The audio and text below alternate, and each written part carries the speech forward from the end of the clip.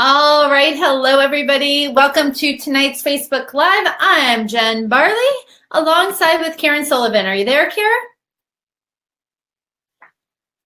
No, I still can't hear Karen. So that's going to pose to be some kind of problem for sure.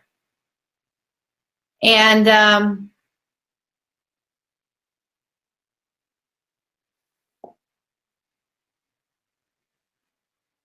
all right. So I can't hear you.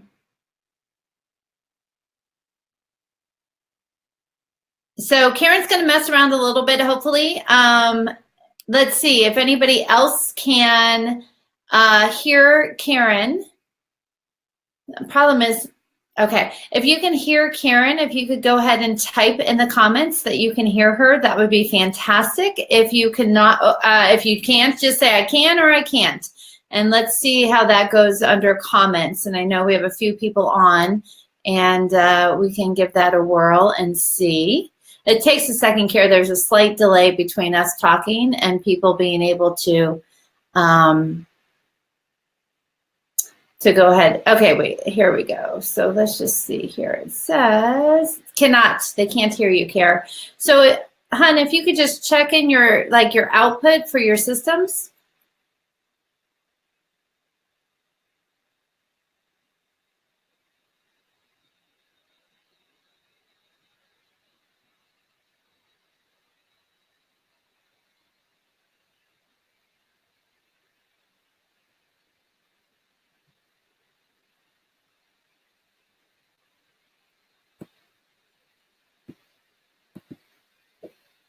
All right, so Kara, why don't you come on in here, and we'll kind of do this together. We're gonna sort of play around with this. I'm gonna put myself only as the screen. We'll have her come over here. We'll do a side-by-side is the best that I can figure out on what to do.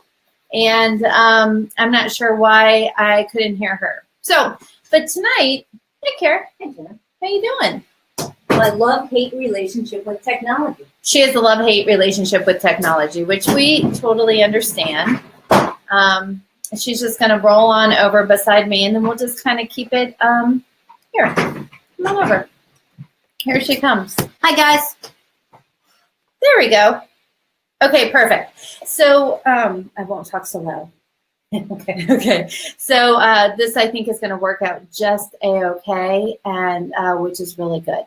So hopefully you guys can hear us together. If you can, go ahead and say hello. Let us know that you're logged on and watching. And today what we're going to do, Kara, is talk about decision making and how to coach it and how to be able to maybe even broaden a little bit outside of just using tools, pros and cons lists, etc., to be able to help our clients make the types of decisions that they're coming to us for. Yeah, I think that's a great idea. And I think one of the big things that we need to make sure that we talk about is not just the making the decision, but why you're not making the decision. Because that, I think, is going to connect to the thing behind the thing behind the thing. Because if you're not making a decision, there's a reason for it. It's true, right? And most of our clients are going to come to us because they want to be able to change something. They're deciding, they're stuck, and they're at least deciding to be unstuck. So everything technically is going to be a decision. So let's go ahead and give a shout out to a few people. We have Barbara calling in from Phoenix. So we want to say definitely hello to you. And we have a Liz who was the instigator of this question, so to speak. Hello out to Liz. And then, oh, good. We even have a hello from Switzerland. Nice. Wonder what time it is there. So this is great. And then we also have Nicole, who I believe is close to us in proximity. She's in the hop, skip, and a jump away down in Pennsylvania. Excellent. And she's saying, hey, and that sounds good. So, Kara, let's talk about it. We had a few people write in some questions about decisions, and I think that we're going to start with a few of them. Does that sound good? Let's do. Okay, so we're going to start with one that I thought was pretty interesting, and it was a question that came in from Erica Marks. And the short part of it is basically, what if a client thinks everything is interrelated? So she wrote, how do you coach this when all decisions are interrelated and is easily overwhelmed about taking any action. So she gave an example. If I decide X, then A and B need to get attention before I can do X.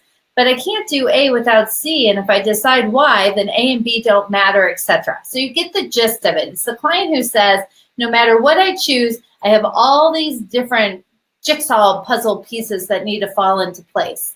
And what are your thoughts on that, Kara? So I'm not going to answer that question directly yet. But what I want to know first is the decision that you're making. A lot of times it's connected to problem solving. So I want to know what's the quote unquote problem that we're actually trying to solve. Because if we can't figure out what that is, we're going to be making Band-Aid decisions all day long and being in that place of a funk or feeling like you're stuck or you're in a struggle because you have to keep making decisions again and again and again and again. And if you would just figure out what the real problem is, you might be able to make one and done decision instead of being in pain from making like 6 or 7 all the time. So I think you got to find out what's the real problem and making sure that you're solving the real problem.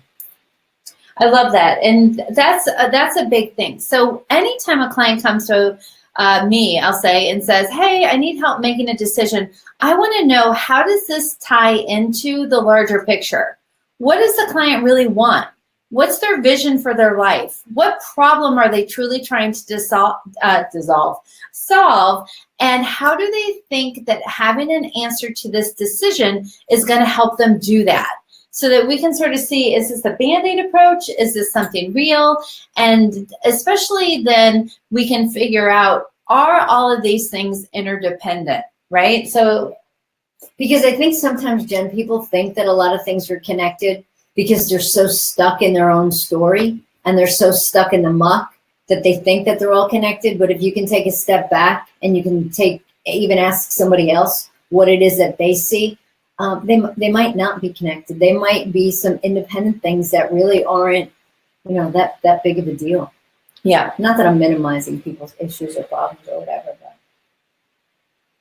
that's all you got. That's all you got. All right. So, Erica, the other thing I'd like to just sort of say was somebody who's really stuck on, though, if I decide this, all these things need to be in place first. I'm just really curious, is that a delay tactic? Is that truly what needs to happen? Is that an easy out? Is that excuses? One of the questions I would ask is, so if you had to do all the work to get everything lined out, to get to make this decision, how willing are you to do that, right? Or is it a showstopper, finding out really what the non-negotiables actually are? So hopefully that helped with that question. And Judy has joined us too. She wants to know, is this shindig happening? This is the shin. And this is the dig, right? And we're happening. We're happening. So I love it. So Karen's office is blank. It's funny. If we went to the other screen, there's Karen. Not really there. So she had to come over to my office so we can get the, what's that called, Karen? Technology and this stuff. Effing technology. That's right. Yeah, there's a few little goofy things. Okay, so let's throw out a couple of other thoughts as well. This was an interesting one. This one came in from Karen Elkin, and Karen wanted to know, how do you help a client feel okay about a decision they actually make? So once it's been made, how do you help them sit in the discomfort that can often arise and start the cycle over and over? So I'd like to start off with this one, if possible, and say, I view our jobs as coaches are to help our clients make decisions, move forward, and then be comfortable with whatever decision it is that they make. So regardless of whether we agree or disagree of what's going on, it's how do we help them have peace from making the decision that they actually have. And one of the things that I like to do is when the client says, okay, I'll do A, I'm really nervous about A, but this is what I'm going to do, is I'm going to throw the obstacle back to them. So when it becomes uncomfortable, how are you going to handle that? When the unknown, the fear of the unknown is huge and that uncertainty kicks in, what then? I'm going to actually get them mentally prepared to say, just because you made a decision doesn't make that goofy stuff is not going to happen. So how do you address it? How do you respond to it? What is it that you need to do to prepare yourself? When you want to quit and turn around and go back to your life the way it was before, what's going to prevent you from doing that? All those kinds of questions that are going to help somebody be ready for uncomfortableness, uncertainty, etc. You know what, too, Jen, on the flip side of that, in addition to the getting used to the uncomfortableness, flip it to what feels good about actually making the decision, right? Yeah. What feels good then about finally, saying yes or saying no, or, jumping out of a plane, whatever that is, whatever decision it is that you're making, what's the benefits now of making that decision? Not only the uncomfortableness of it, because if we focus on the uncomfortable, that's what we're going to get. We're going to be uncomfortable. And not that you don't have to embrace the suck sometimes of whatever happens, but when I think of this question, it's, and I just want to read it again. How do you make them feel okay once the decision has been made? In my mind, it's a relief. It's finally like, okay, great, you did it. You made the decision. And then it's okay, now what? Like, what's the action that needs to follow the decision? Because, it's interesting because decisions are made in a second, right, Jen? Just like that. Like that. Like that. Like that. Like that. And you do it loud. But decisions are made in a second. All the crap that leads up to it, that's not a decision. That's all the stuff that's you're lamenting in your head. That's not decision making. That's getting the information that you need to make a decision. But the decision is pulling the trigger and saying go or don't go. And then after the fact, then what's the actions that need to happen to make you feel good about the decision? Not the, oh shit, I made this and now I'm stuck in it. It's the, great, you did it. Congratulations. Now what do we want to do to move forward? How do we make you feel better about this? How do we make you, use this as a launching pad to something else? Kara, it reminds me of that quote that you love that I always say, which is, pain pushes until the vision pulls. You didn't know what I was going to say, did you? Right? So pain pushes until the vision pulls. So part of this is helping your client. How do you connect with why it is that you even want to do this? And what ways is this going to change your life? And what ways is this going to empower you? And what ways does actually the unknown support you in your vision or get you better prepared for it? All those kinds of things come into it too. Yeah, totally. You like that quote? I do like that quote. Decisions like that.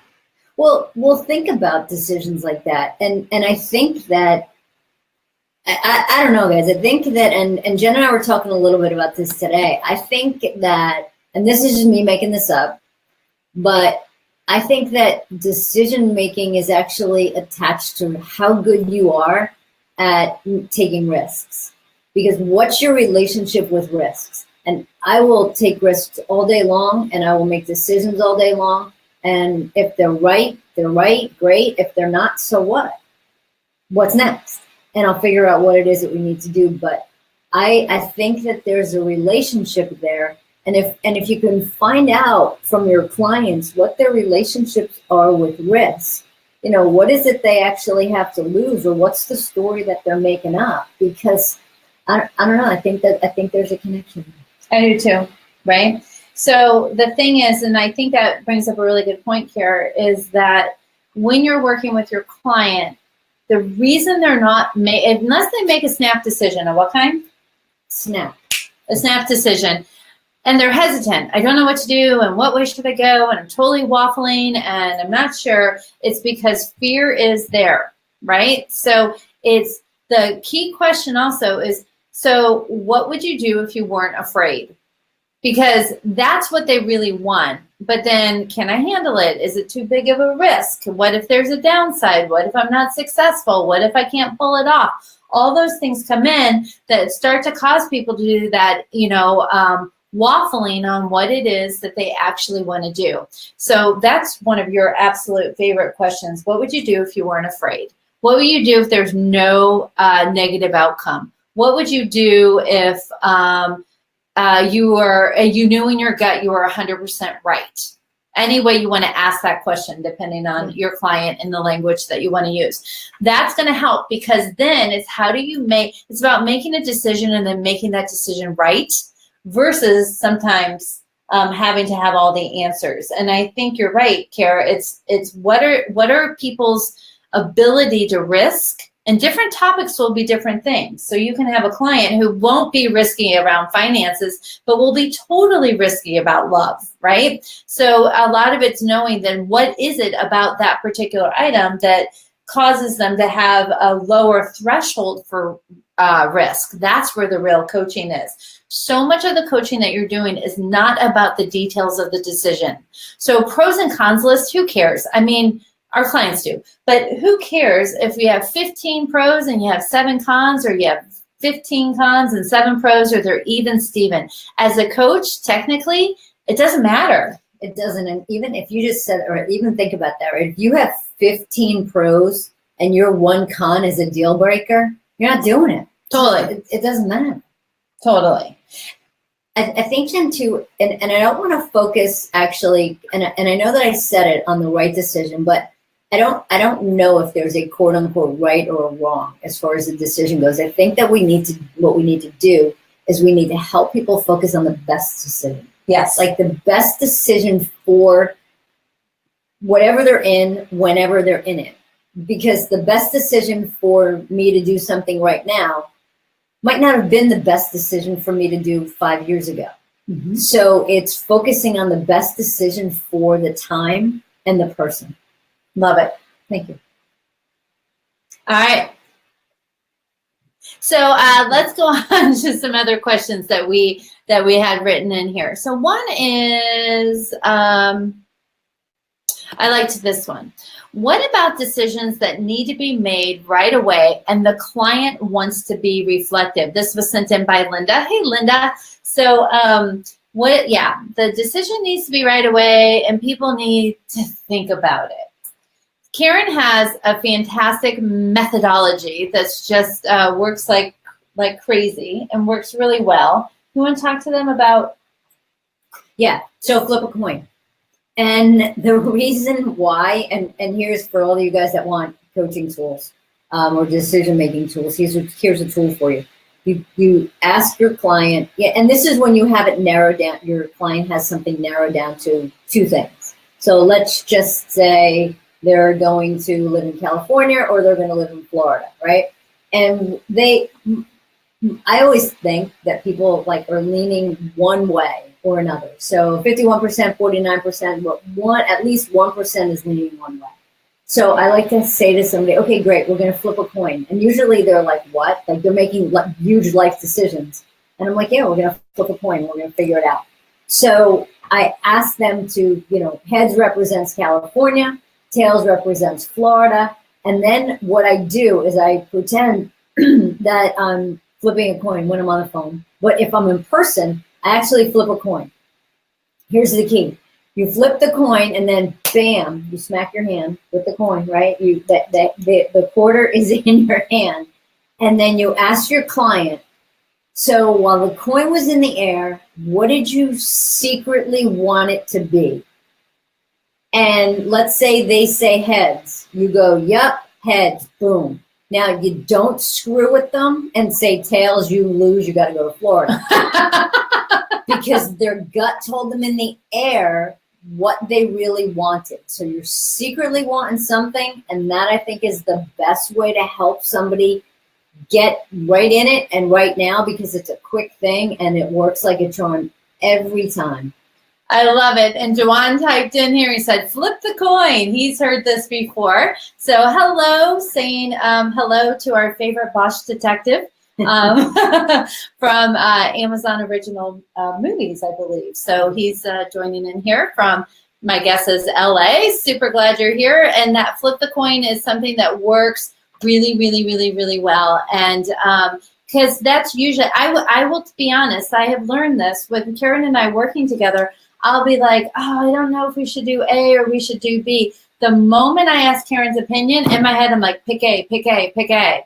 which tells me a lot, because one is that that's what my gut is saying. So the moment I give fate away, so to speak, right, and flipping a coin is fate, it tells me sometimes, not always, but sometimes what it is that I really want to do. And so often I'll sit there and go, oh, what should I do? I'm like, fake like you just told Karen, what do you hope she says, right? And it kind of helps me. So, because there's nothing worse than me asking Karen's opinion and then saying, oh, wait, I figured out the answer. So that's something there. Oh, good. And we got the lit factor in the house. Tracy Lit Lester saying that was kick-ass. So I think I can tell you it's simple, it's easy. And again, you need two things though. You need this or that for that decision. But it works. It works every time. Love it. Absolutely love it. Okay, let me just see if anybody, this is such a weird little screen today. Okay, so let's see. This one I thought was interesting, and I sort of narrowed it down. This came in from Molly, and I'm actually going to read to you Molly's whole thing because I think that's important. She says, how to handle a back and forth decision when a client is not ready to take immediate action, but has a long lead time and is weighing options. Their goal in the coaching is to talk through it without necessarily coming to a resolution. They're already very self-aware of the pros and the cons and the benefits and the costs, but generally feels they could go either way and seems to be agonizing over which choice is best. So this one I thought was really interesting because I have to be honest, I would wonder how much patience I would have. I wouldn't. I know we're supposed to have patience and we're supposed to be zen and meet the client where they are, but to go over and talk when you know the pros and the cons and the goal is to not make a decision, I would have a hard time with that. So, and this is going to completely depend on your coaching style and how this actually works for you. I've had people that I've coached with, it was back when I was doing a little bit more relationship coaching, and I was coaching this one woman regarding whether or not she should, quote unquote, move on from this relationship that she was in. Her partner had broken up with her, but she was still kind of hanging on. She was still, invested. And I said to her, do you, and it was one of my, my kind of you answer quick things, like, what is it that you need help with, like right now? And she's like, well, I need to make a decision. So it was great. We talked about that for a couple sessions. And by the third session, it was just like, listen, do you want to make a decision or not? And what she really wanted to do was just replay that damn story again and again and again and again. And I just said to her, listen, when you want to make a decision, you let me know, because I'm not going to listen to this story again. Nothing changes. The only thing that's changing is the date on the calendar. And this isn't what you're paying me for, and I'm not helping you. So when you're ready to make a decision, you let me know. And that was it. Yep. And she went away for a couple of weeks, but then she came back and said that she wants to make the decision. But you have to be willing to take risks in your coaching. You have to be willing to say things that make people uncomfortable. You need to be willing to say things that sometimes actually even make you uncomfortable. So being able to do that was really helpful. And she said that was the thing that actually got her to make a decision when I'm like, I don't want to hear it anymore. Yeah, I love that. Another thing to think about, so let's say you don't want to go that route, totally fine, but you don't want to go that route. I would start to, Molly, coach her on her process for this, right? How much energy are you spending? What's the payoff that you're getting from spending this energy? It feels as if you're almost creating a sense of agony, I can't say it, around this whole thing. I'm curious, what's really going on here? You've already weighed out the pros and the cons. You have a long lead time. I'd even do something is, if you were to make a decision today, knowing you could change your mind the day before you have to make it, what would your decision be? So taking out some of that, but I would keep Barbara even typed here. It's asking, how does the replaying of the story help you, right? So That's an actually pretty interesting. I would probably change it to, so in what ways does staying in the story actually help you? Or cost. And in what ways does staying in the story actually cost you something? Right? Yeah, totally. Yeah, I love that. So good catch on that. So, but part of it though is then to understand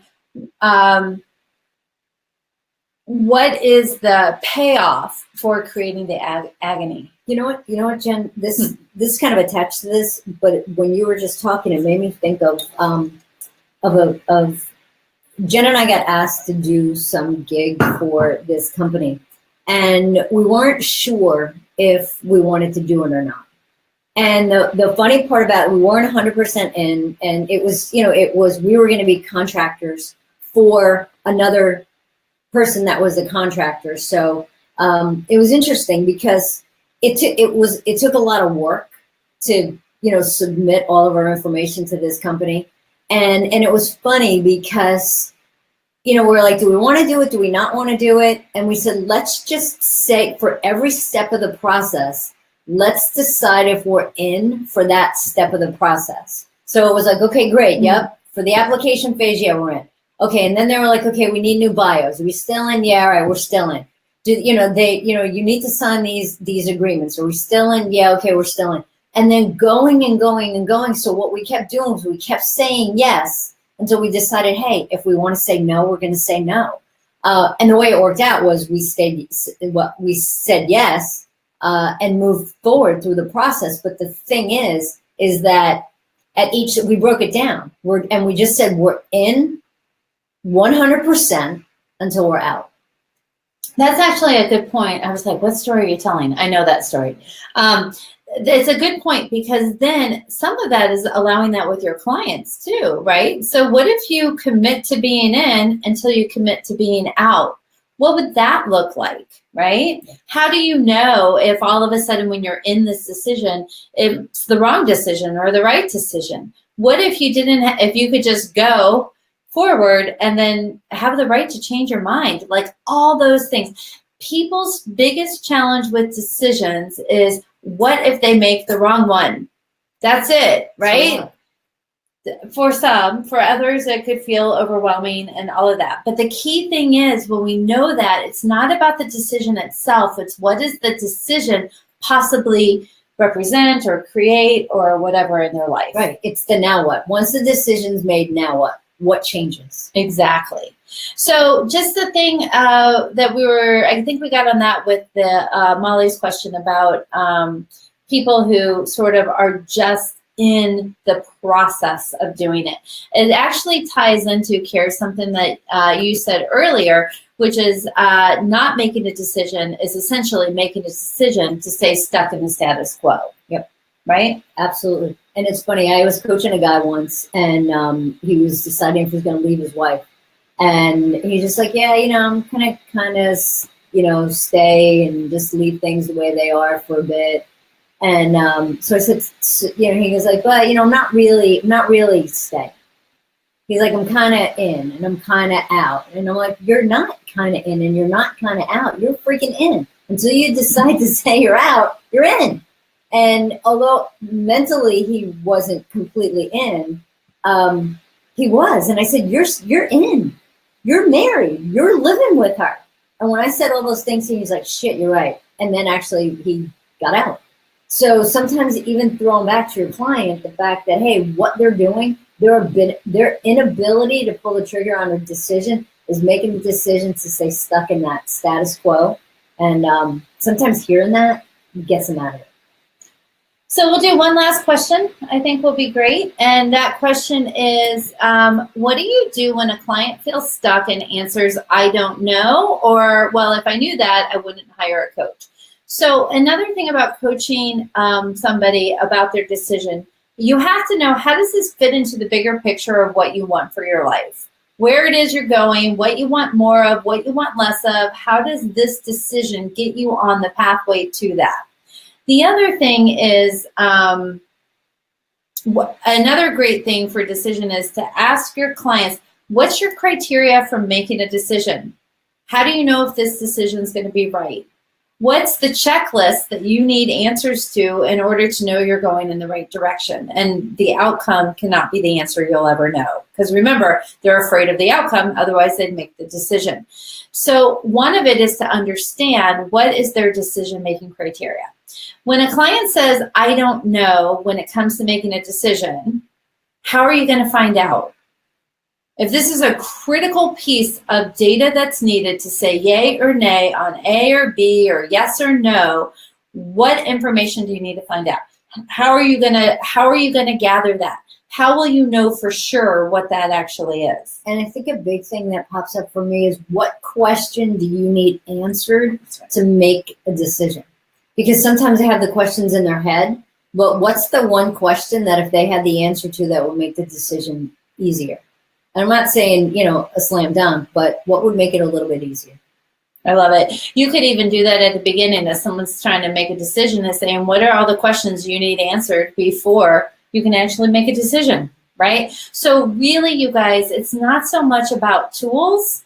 Tools are just gathering out stories. So tools for decision making usually are more about the decision, less about the person. And I think that's something that's really important. I don't want to see everybody tools are tools, right? But I don't want you to think that you need a tool for everything, because you're gonna be relying on them then, and you're gonna use them as crutches. If you can really get solid in coaching the person and really figuring out what the thing behind the thing is, and if you could really figure out what's the real issue, you don't really need a whole arsenal full of tools. You just need to be in it, and you need to be asking really great coaching questions.